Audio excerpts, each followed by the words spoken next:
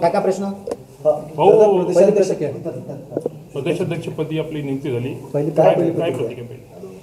सर्वसामान्य परिवारातील कुठलाही राजकीय वारसा नसणाऱ्या एका सामान्य कार्यकर्त्याला पक्षाने जी संधी दिली आहे ही फार मोठी संधी आहे आणि या संधीचं मी निश्चित सोनं करेल ही माझी याबद्दलची पहिली प्रतिक्रिया. आपले पुढचे आव्हान काय आणि पुढचे 5 आपण काय कामं करणार आहात महत्त्वाचे?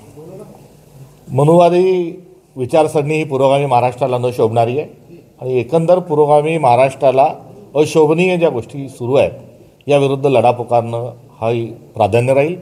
जो पुरोगामी महाराष्ट्र म्हणत असताना संतांचा विचारवंतांचा फार मोठा वारसा आपल्याला लाभलेला आहे आणि याच महाराष्ट्रात आज जातीच्या नावावर धर्माच्या नावावर जो नंगानाच चालला आहे हा थांबवण्याची आवश्यकता आहे. आज कोणत्या जातीचा हे बघून जर लोक किराणा घ्यायला जात असतील, कोणत्या जातीचा हे बघून जर वारकरी संप्रदायामध्ये कुठे कीर्तनाला महाराज जर बोलवल्या जात असतील तर ही बाब अत्यंत अशोभनीय आहे.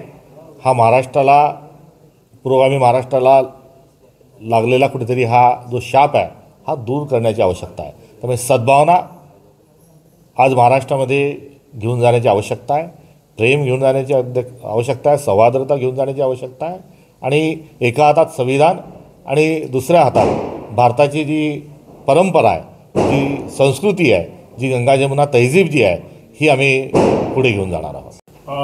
आपल्याला संकटाच्या काळात आपल्यावर जबाबदारी आली, कशी पेलणार? ही लढाई आहे आणि एक योद्धा एक सैनिक या नात्यानं पूर्ण कर्मठतेने आणि तत्वानी सत्वानी ही लढाई आक्रमक पद्धतीने लढल्या जाईल. मुद्दा समोर आलेला टायगर अंतर्गत बरेच पक्षातील आमदार खासदार करण्याच्या तयारीला कसं पाहता याच्याबद्दल काय प्रतिक्रिया आहे? इंग्रजांचा विचार इंग्रज गेल्यानंतर पुढे घेऊन जाणारे काही राजकीय पक्ष आज दुर्दैवाने सत्तेत आहेत आणि फोडा तोडा आणि राज्य करा हे इंग्रजांचं मूल्य ते अजूनही जोपासत आहे.